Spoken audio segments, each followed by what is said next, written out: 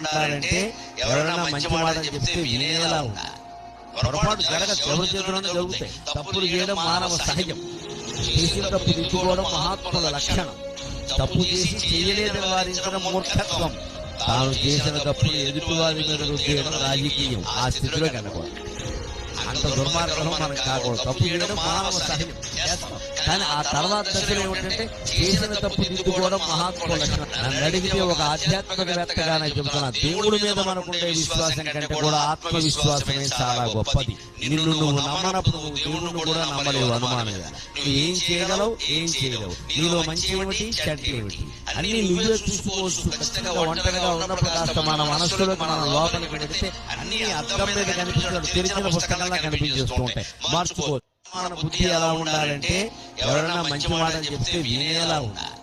పొరపాటు జరగదు, ఎవరి చేతుల్లోనే జరుగుతాయి. తప్పులు